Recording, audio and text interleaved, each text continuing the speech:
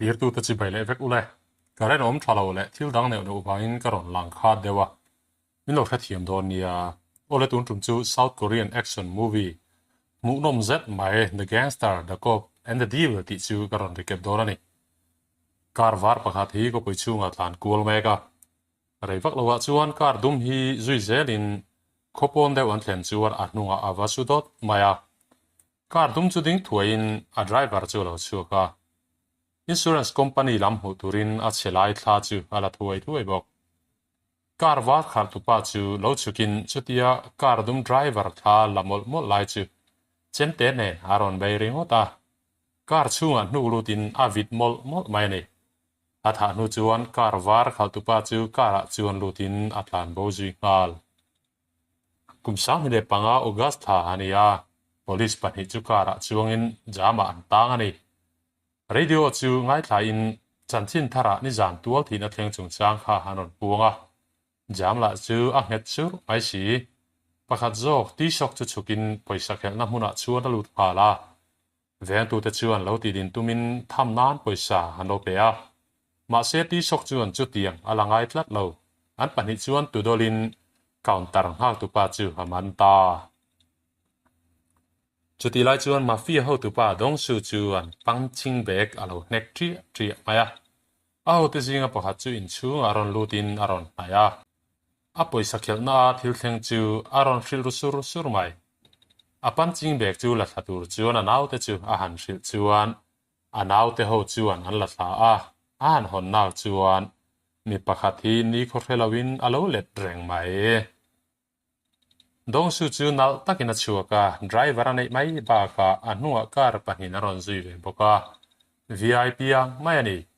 police ho tu pakhat chu phone a be in anau te han man chung chang chu soi puya he police director hi poisa a pe thina anau te an man le thil sulan ti poin ani hian hum thina ni chiti lai chuan ti shok chuan ami man pa chu bike in lo pur chuak ve meka crime scene thleng chu kalpuin chu pa chu bike a thung bet thung ti shokan poi khoina hmuna pan lai chuan chu pa chuan a bike chu halo norasona tlan bo atum mani pel hle mai ti shok chuan poi khoina chu en fe in midang po an zive mur thawa a han en chian chuan a kar hnung lama sutna hum ha chu mu in a thla alak sak bok dong su chu gang dang ho tu pa sang du ne halo ti meka an ram hau chin le an thil ti a in za ton tur te na in bi ani ayan rem thei meu lo wang chuan an bodyguard pani chun lo in mel sala ve dewa dong su chu tho thu tin a bodyguard chu nek thu top maya sang du bodyguard ha chu pani ngota phoi sak bok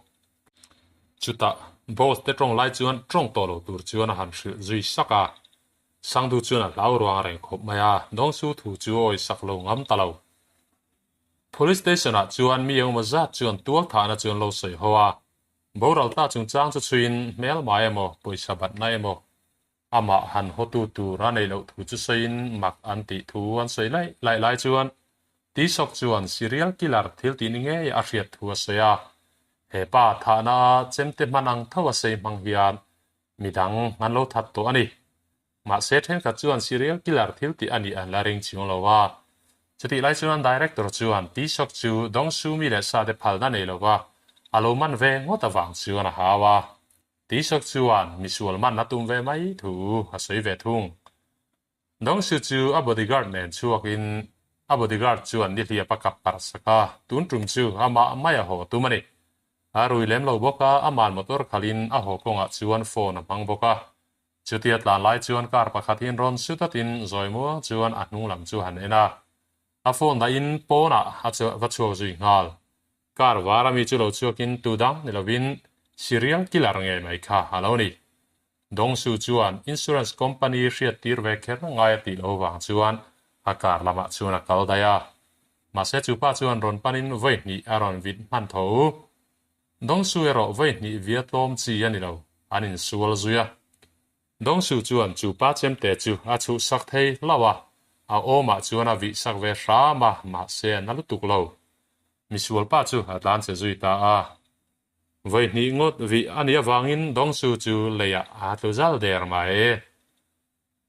dong su chu dan do ina hruai ania ami le sa te chuan atitu chu geng dang an ni ringin phubalak nan an lo cheve mek boka chuti lain tual thatu pa chuan a chem te lo ti pai hawa a liam chu en kolin pona ate chuak le a midang tha tu ra zong le ngal putar pakhat chu huin avit le ta thoi mai ani dong su chu lo harin a bodyguard ne na lo ti ti a tunge tha tum tu chu ha hrebi khau lo na in a guard chu kar var zong tur chuan a ti zui ti sok chuan dong su chu ron kanin a to sual chung cha ron zo dari ma se dong su chuan eng ma hril du lo ti sok chuan dong su kar chu bel chiin a kar nuwa kar var in a sun na nu chu a mu thuai mai a ma mi tho kha ni bele ti sok chuan director chu dong su chu zo na zo tura an ma mo arin thu ha soi pui luam na in an director chuan a rem ti chi lo ni na lang dong su chuan tual thatu mel chu a mu ngei na ring ani chu tual thatu chu serial killer nge yani arin thu soi le in tu nge gang ho tu pa tha tum ngama arin te ha zot hial boka ma se director chuan a thu soi chungai poi mo lovin anam kiang ta zo hiala chu ti la chu serial killer chuan petrol pump pa coffee alo in meka papakhat local chu rem cha mu vele a that le ta ngota ma da na ang mai mi vi a ching lu tu an vi da nen ang lo ti mai lo chu dong su chuan lem ziak thiam hne na ama be tu mel chu ha zia tira a zo chuan a thek vut mai chu ta a bodyguard hne na le kha chu pe in police ten an zon mu ma nge chu pa chu zong mu tur chuan a ti bok tual thatu pa chuan truck ding lai chu a khal sak ngota a cabin a riak driver chu ron harin a ron bia chu pa chu a that le ta mi mai ma se chem te chu pona a thlau thung ti sok chuan dong su chu ron kanin tual thatu chung cha chu ron zot le a ha pui na ron nge na ni an man vat lo chuan midang ta na lo om zia te ha soi pui luama ma se dong su chuan eng ma a soi pui thui zui du lo thung an nu chuan a bodyguard nen chuan dong su chu in bia in an sum don na hat luan lo thu te an soya chu tual thatu in ha be awang chuan a ma a an phak to lo thu te soin chu pa chu an man vata an ti lum vat angai tur thu te an soi ba ka a ming chu choi lar le vatan du ni anau te chuan tual thatu chem te chuan lo char hlawa dong su chu ron pe in a thlek vut mai dong su chuan ti sok chu lenga somin tual thatu chu ti sokan naman chuan police station a hruayanga dong suan aman chuan hadu dan danin a soi sang tin remaruat puyani ti chuan dong su po chuan a thil thria zong te chu ti sok chu a hril veta vek bok chuan in biak na zong chu video in dong su chuan a lo record veka ti chuan police le misual chu ram huai man tur chuan a thokho don ta ani chu tual thatu chu kum som thum panga vel mel pu ania zana a chetlang pui ti sok chuan thuruk chu a tho pui te a hril ve boka midang po chu misual pol nen an tho ho tur thu a hril vek ani chu tiang taka an tho chuan an man ngei tur ani e dong su chuan a guard o sang chu bia in sang du da tha tur chuan tu emo han tir ta a chuan mi tir chuan tual thatu chem te chu ha kenga a tha hnui na chem te chu fin fi na nan hut chia zui forensic ni thiam te chuan a ma tual thatu DNA an huang chia kha an mu le boka wangin sang du chu serial killer tha nge ya an pom ta boka ni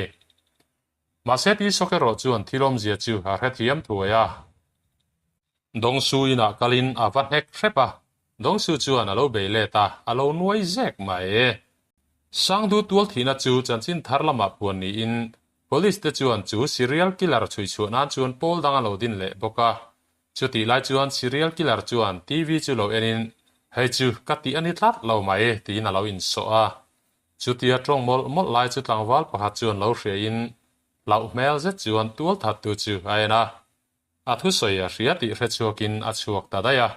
a chuak pa chuan chu pa dara chuan a von sak le ngal sangdu vuina chuan serial killer chu tel ve in dong su chu ayan renga chu ta sangdu bodyguard chu panin lekha va pe a chu lekha chuan sangdu chu keima chem te tha ania ma se ka tha ani lo ti pa chuan dong su te lang chu ha mel zau boka dong su le ti sok chuan kar var chu lo mu chuakin a han bel chianga a khalna hnuai thi sen po chuan mu chuak mai renga chu fin fiana na la zui ngal ma se sang du mi le sa te chuan an ron bei tatlat mai anin sual boi ta nuaya ma se an ne thei lau ti sok le thiam te chuan serial killer chu an man tre pa ama po an hu man ma se atlan chuak thei lau mai athil e na nu te an hu boka athil in na botol ruak zong po an boi pui chia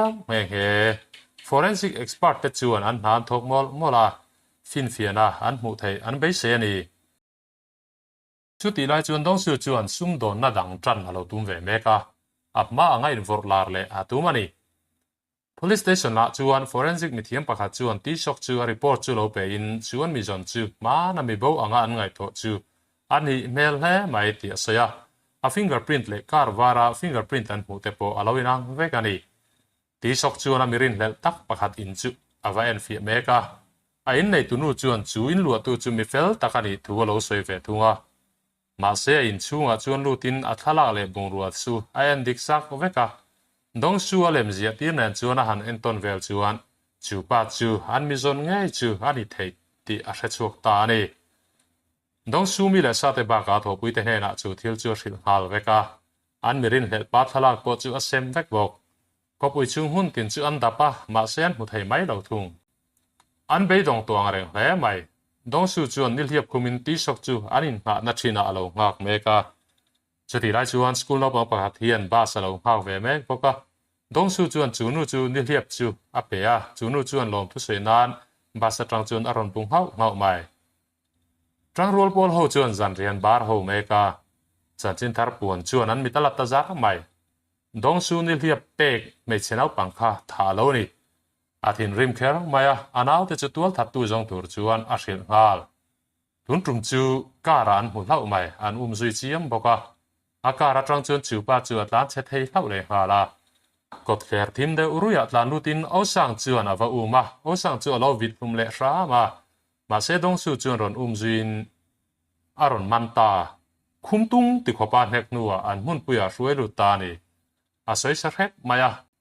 alu tan sakatum lai tak chuan ti sok chu karin ron tlan lu rupa dong su chu ni kho helawina let reng mai te chuan danang tak chuan tul that tu chu man ta ni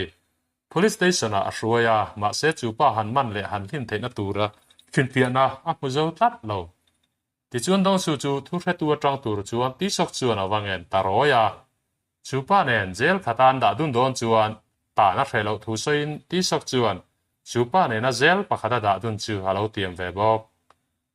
ti chuan ko da chuan dong su chu in lanin chu pa ina be dan te ha soya misual pa chu om ve lama avi thu a soi bok police te chuan misual pa chu a thom hnuan han lim saka a om ve lama chuan vin an hum ha lo om nge yani ti chuan dong su nen chuan zel pakhatan da luan nia bad moon dong tilte ani lo zo chuan engting tak ti du dang mo le ti chuan movie chu halo top ta ni ilo enzo thaka wangin kalom hle mai lo damla lo hrisel ze lang che